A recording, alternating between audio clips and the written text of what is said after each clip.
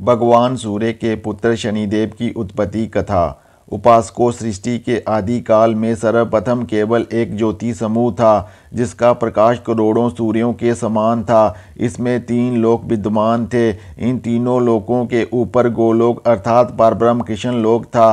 अपने परिमाण में 3 करोड़ योजन वाले इस लोक में ही निराकार नित्य परब्रह्म परमात्मा का निवास स्थल है। इस गोलोक से नीचे 50 करोड़ योजन दूर दाईं तरफ विष्णु लोक और बाईं ओर शिवलोक है। प्रलय काल में ये दोनों ही लोक शून्य रहते हैं, जबकि सृष्टि काल में वैकुंठ अर्थात विष्णु लोक में नारायण और लक्ष्मी विराजमान रहते हैं और शिव लोक में अपने गणों के साथ शिव और पार्वती निवास करते हैं। महाशिव पुराण के अनुसार महाप्रलय के समय सभी स्थावर जंगम नष्ट हो गए थे। सूर्य, चंद्र, ग्रह, तारे, पृथ्वी, जल कुछ भी नहीं था, केवल आकाश ही प्रधान था। उस समय केवल अनंत स्वरूप अपूर्व परमानंद परब्रह्म ही व्याप्त थे। सृष्टि रचने की इच्छा से निराकार से शिवाकार रूप लेकर शक्ति शिवा के साथ शिवलोक नामक क्षेत्र की रचना की। उस उत्तम क्षेत्र को काशी कहते हैं। शिवजी ने धनुष धारण करके यहाँ एक आनंद कानून बनाया था। उसमें शिव शिवा ने रमन करते हुए दूसरे पुरुष के निर्माण की इच्छा की और सोचा कि उसे काशी का भार सौंप कर शांति से शयन करेंगे। ये निश्चय कर दक्षिण भाग से दशम अंश से सुधा रूप आसव अस्त्राव किया, जिसमें तरलोकी में सर्व सुंदर पुरुष का आविर्भाव हुआ और परब्रह्म सदाशिव ने उसका नाम विष्णु रखा। उन्होंने तप किया। तप के बाद विष्णु के शरीर से अनेक जलधाराएं निकली, जिसमें विष्णु ने थककर शयन किया। फिर विष्णु भगवान के नाभि कमल पर ब्रह्मा की सृष्टि हुई और ब्रह्मा जी ने फिर अन्य सृष्टियों की रचना की।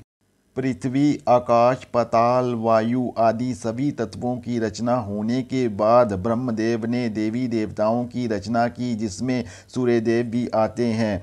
भगवान सूर्य के 9 संतान उत्पन्न हुई, जिनका नाम शनि, यम, बृहस्पति, मंगल, बुध, शुक्र, पृथ्वी, राहु विशेष उल्लेखनीय है। भगवान शनिदेव की माता का नाम छाया है और एक बहन जमुना देवी के नाम से प्रख्यात है। शनिदेव बचपन से ही क्रोधी, नटखट और चंचल स्वभाव के थे। इन्हें अपने किसी भी भाई के साथ मेल मिलाप नहीं रहता था। अतः युवावस्था के आते ही भगवान भास्कर ने सभी को अपना अपना राज्य बांट दिया, किंतु शनिदेव ने इन कार्यों से संतुष्ट नहीं हुए, क्योंकि वे एक छत्र राज्य करना चाहते थे। ये सोचकर उन्होंने ब्रह्मा जी का तप करना आरंभ कर दिया। शनिदेव की कठिन तपस्या पर खुश होकर ब्रह्मा जी प्रकट हुए और वरदान मांगने को कहा। शनिदेव बोले, प्रभु, यदि हमें वर देना चाहते हैं तो यही वर दें कि जिस पर मेरी शुभ दृष्टि पड़ जाए उसका बेड़ा पार हो जाए, उद्धार हो जाए, जय जयकार हो जाए, और जिस पर मेरी अशुभ दृष्टि पड़े उसका सर्वनाश हो जाए। ये वर शनिदेव द्वारा मांगने पर ब्रह्मा जी तथास्तु कहकर अंतर्ध्यान हो गए। ब्रह्मा जी से वर प्राप्त कर अपने पराक्रम के बल पर डरा धमका कर शनि ने अपने सभी भाइयों के राज्य को छीनना चाहा। भला शंकर सिवाय शनिदेव के अतुल बल पराक्रम के सामने कौन टिक सकता था। उनके थोड़े से बल प्रयोग से ही उनके सभी भाई घबरा कर अपने पिता सूर्यदेव के पास पहुँचे और अपने भाई शनि के अत्याचारों की शिकायत की। तब भगवान भास्कर ने शनि को अपने दरबार में बुलाकर समझाया कि तुम्हें अपने भाइयों पर अत्याचार नहीं करना चाहिए, किंतु शनिदेव पर इन बातों का कोई प्रभाव नहीं पड़ा। एक बार नहीं, कई बार भी समझाने बुझाने पर जब वो नहीं माने, तब भगवान सूर्यदेव ने संहार रूपी भगवान शंकर की प्रार्थना की। उनकी आराधना पर भगवान शिव प्रकट हो गए। सूर्यदेव ने सर्वप्रथम उनके चरणों का अभिनंदन किया। तत्पश्चात शनि के अत्याचारों की सारी दुखद व्यथा सुनाई। इस पर भगवान गौरीपति क्रोधित हो गए और तत्क्षण ही शनि को युद्ध के लिए ललकार दिया तथा अपने गणों को उसे मार डालने का आदेश दिया। ओम शम शनिश्चराय नमः। शनिदेव और भगवान शिव के मध्य महाघोर संग्राम। भगवान शिव द्वारा ललकारे जाने पर शनि अपने प्रिय वाहन भैंसे पर सवार होकर भूतनाथ और उनके गणों से घोर युद्ध करने लगे। उस युद्ध में भगवान शंकर के कई गण गंभीर रूप से घायल हो गए और धरती पर बुरी तरह से बिलखने लगे। ये देखकर भगवान शंकर ने महाबली वीरभद्र का आवाहन किया। तभी वीरभद्र प्रकट होकर बोले, हे महारुद्र, सोम, सूर्य और अग्नि को तीनों नेत्रों में दान करने वाले प्रभो, शीघ्र आज्ञा दीजिए, मुझे इस समय कौन सा कार्य करना होगा। ईश, क्या मुझे आधे क्षण में सारे समुद्रों को सुखा देना है, या इतने ही समय में संपूर्ण पर्वतों को पीस डालना है। हर मैं एक ही क्षण में ब्रह्मांड को भस्म कर डालूं, या समस्त देव दानव मुनीश्वर को जलाकर राख कर दूं। हे त्रिशूलधारी, क्या मैं समस्त लोकों को उलट पुलट कर दूं, या समस्त प्राणियों का विनाश कर डालूं। महेश्वर, आपकी आज्ञा से कहीं कोई भी ऐसा कार्य नहीं है जिसे मैं ना कर सकूं। पराक्रम के द्वारा मेरी समानता करने वाला वीर ना पहले कभी हुआ है और ना आगे होगा। हे शंकर, आप किसी तिनके को भेज दें तो वह भी बिना किसी यत्न के क्षण भर में बड़े से बड़ा कार्य सिद्ध कर सकता है। शंभो, यद्यपि आपकी लीला मात्र से सारा कार्य सिद्ध हो जाता है, तथापि मुझे जो आपने याद किया ये आपका अनुग्रह ही है। अतः आप अपने अभिष्ट कार्य की सिद्धि के लिए हमें आज्ञा दें। इस पर भोलेनाथ बोले, हे वीरभद्र और पास में बैठे नंदी, आप दोनों सूर्य के अन्य पुत्रों के बचाव के लिए शनि से युद्ध करें, क्योंकि शनि दुराचारी, व्यभिचारी, अधर्मी और निकृष्ट हो गया है। उसे अपने बर पे भी अभिमान हो गया है, अतः उसके अभिमान को कुचलना अनिवार्य है। तभी सूर्यदेव और उनके बाकी पुत्रों को शांति प्राप्त हो सकेगी। यदि शनि का साथ देने हेतु देवता, गंधर्व या यक्ष ही क्यों ना आवे, तुम सभी को कुचल डालना। महेश्वर के इन वचनों को सुनकर वीरभद्र और नंदी बहुत संतुष्ट हुए। तत्पश्चात महेश्वर को प्रणाम कर उनकी आज्ञा को शिरोधार्य कर शनि से टकराने चले। भगवान शिव ने केवल शोभा के लिए उनके साथ करोड़ों महावीर को भेज दिया, जो प्रलयाग्नि के समान तेजस्वी थे। वह कालों के भी काल भगवान रुद्र के वीरभद्र सहित जो लाखों पार्षद गण थे, उन सबका स्वरूप रुद्र के ही समान था। वीरभद्र बड़े भयंकर दिखाई देते थे। उनका रथ बहुत ही विशाल था, जिसमें 10,000 सिंह शेर बांध जोते जाते थे, जो प्रयत्न पूर्वक उस रथ को खींचते थे। इस प्रकार जब प्रथम गणों सहित वीरभद्र ने प्रस्थान किया, तब उधर शनि तथा उनकी सेना में बहुत से अशुभ लक्षण दिखाई देने लगे। तभी वीरभद्र सेना सहित युद्ध मैदान में आ डटा। उस समय शनि को भयानक क्रोध आया, जिसमें धरती, आकाश और पाताल डोलने लगा। मंगल, बुध, बृहस्पति आदि रक्षा हेतु इधर उधर भागने लगे। तभी वीरभद्र भयंकर आवाज में बोला, अरे सूर्य पुत्र शनि, तूने भूतनाथ के साथ दुश्मनी मोल लेकर अपने जन्म को धिक्कारा है। तू महामूढ़ और पापात्मा है। भगवान हर की ओर से तुझे महान दुख प्राप्त होगा, जो किसी तरह टल नहीं सकता। अब यहाँ तेरा हाहाकार भी नहीं सुनाई देगा। ये सुनते ही महाबली शनि ने वीरभद्र पर बाणों की वर्षा करने लगा।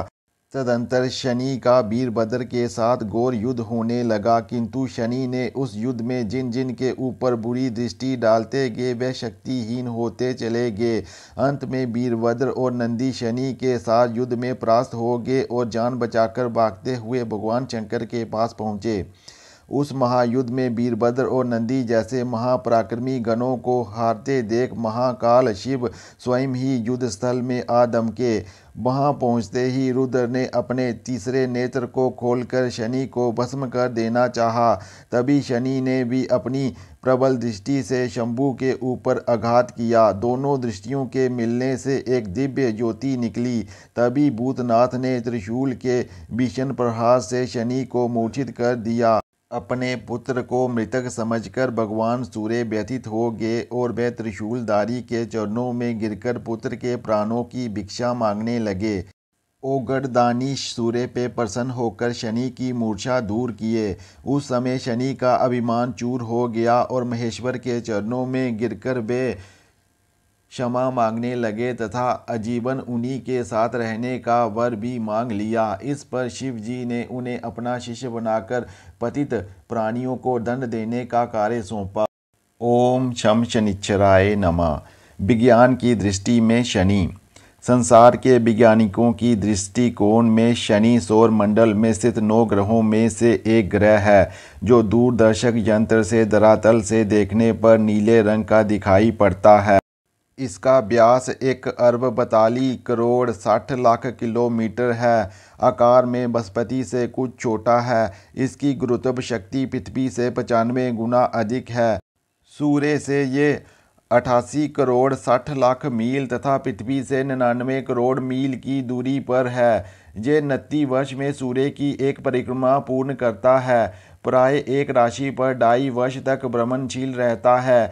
सौर मंडल के कक्षा क्रम से ये 6वां ग्रह है। मंद गति से चलने पर भी ये संपूर्ण ब्रह्मांड का भ्रमण करता रहता है और मंडल आकार में अत्यधिक छोटा तथा धनुषाकार आकृति है। ये एकमात्र वलयकारी ग्रह है। दूरदर्शक यंत्रों के सहारे इसका वलयावृत देखा जा सकता है। अपने वलय के मध्य शनि एक नीले रंग के रत्न की भांति जड़ा हुआ प्रतीत होता है। शुक्र की नीली आभा से कई गुना अधिक नीला आभा वाला दिखते हैं। ओम शम शनिश्चराय नमः। शनिदेव की महानता। श्रोताओं, जीवों के द्वारा पूर्व जन्म में किए गए शुभ अशुभ कर्मों का फल प्रदान करने हेतु परब्रह्म परमात्मा ने नवग्रहों की ड्यूटी लगाई है, जिसमें अशुभ कार्य करने वाले प्राणियों को दंडित करने का कार्य शनिदेव को सौंपा गया है। शनिदेव जो भी कार्य करते हैं वह महाकाल भगवान रुद्र के आदेशानुसार करते हैं। मानव जीवन पर शनि पूर्ण रूपेण मंडराता रहता है। पूर्व जन्म में अच्छे कर्म करने वालों को और इस जन्म में पवित्र आचरण और शुद्ध विचार वाले व्यक्ति के भाग्य को शनिदेव चमका देते हैं। अच्छे कर्म करने वाले सड़क भिखारियों के मस्तक पे भी ये राजाओं का ताज रख देते हैं। जिसके ऊपर शनिदेव प्रसन्न होते हैं उसे संसार का सर्वस्व सुख प्रदान कर देते हैं। शनिदेव मनुष्य के दुर्भाग्य को बढ़ाकर दुर्भाग्य को महाशूल युक्त करके मानव को दुखों के उच्च शिखर पर खड़ा करके सही और उत्तम बनने की प्रेरणा देते हैं। इसलिए ये महान गुरु और शिक्षक भी हैं। जिस प्रकार शिक्षक के पास विद्यार्थियों को ज्ञानोपदेश देने हेतु अनेक उपकरण, उपदेश, सहायक सामग्रियां आदि होते हैं, उसी प्रकार शनिदेव भी मनुष्य को अनेकों प्रकार से पीड़ित करके उसे सर्वशुद्ध बनाने की प्रक्रिया में जुड़े रहते हैं। इनकी महानता भी अजीब है। कभी अस्त होकर दुख देते हैं तो कभी उदित होकर, कभी विक्री होकर पीड़ित करते हैं तो कभी मार्गी होकर, कभी साढ़े साथी के द्वारा दंडित करवाते हैं तो कभी दैये के द्वारा आतंकित करते हैं। इस प्रकार इनका दुखदायक पहिया चलता ही रहता है। किसी पर दृष्टि द्वारा वार करते हैं तो किसी पर अन्य ग्रहों के साथ युक्ति द्वारा, किसी पर साधारण होकर दुख के वाणों की वर्षा करते हैं तो किसी पर नीच का शनि कहलाकर उसका सर्वनाश करते हैं। इस प्रकार चारों दिशाओं से दुखों की तरंगें भेजकर विविध दुखों की वर्षा द्वारा मनुष्य को सर्वशुद्ध बनाने का संकल्प पूरा करते रहते हैं। दुखों के अंबार पर बिठा करके ये मनुष्य को ईश्वर की परम सत्ता का ज्ञान कराते रहते हैं, ताकि वह परमेश्वर को ना बिसारे और स्वयं को पहचाने, संसार में उत्पन्न होने के लक्ष्य को जाने। मानव जब सुखी होता है तो भगवान के अस्तित्व को भी भूल जाता है। वह ये सोचने लगता है कि असीम सुखों के भंडार की ये सब लीला मेरी है, इस सब का करता धर्ता मैं हूँ और मैं ही सब कुछ हूँ। परंतु जब कभी वह मनुष्य दुर्भाग्य से दुखों के बबर में फंस कर कहराने लगता है तो वह अपने आप को दोषी नहीं मानता। वह सभी दुखों का सार दोष शनिदेव के मत्थे मर देता है। कितने महान हैं शनिदेव की सभी के दोष अपराधों अपने नाम लिखा लेते हैं और सभी को कष्ट देकर सारे पूर्व जन्म के पापों को वैसे ही शुद्ध करते रहते हैं जैसे प्रचंड अग्नि सोने को तपाकर विशुद्ध कुंदन कर देती है। शनिदेव को कोई दुखों का सागर कहता है, कोई कंगाली का दूसरा नाम शनि बताता है, कोई इन्हें काला देव कहता है तो कोई इन्हें दुर्घटनाओं का दानव मानता है। परंतु शनिदेव किसी की बात को बुरा नहीं मानते। इन्होंने सदैव सभी की मान्यताओं को स्वीकारा है और जब तक व्यक्ति सर्वशुद्ध मानव नहीं बन जाता तब तक ये उसे अपने नियंत्रण और सीमाओं में रखते हैं। मानव के शुभ संकल्प युक्त होने पर उसे अतुलनीय वैभव भी प्रदान करते हैं। इस प्रकार यदि देखा जाए तो शनि बुराई से अच्छाई की ओर ले जाने वाले अशुभ क्रूर होते हुए भी सौम्य और दानव प्रवृत्ति के होते हुए भी देवत्व से परिपूर्ण है।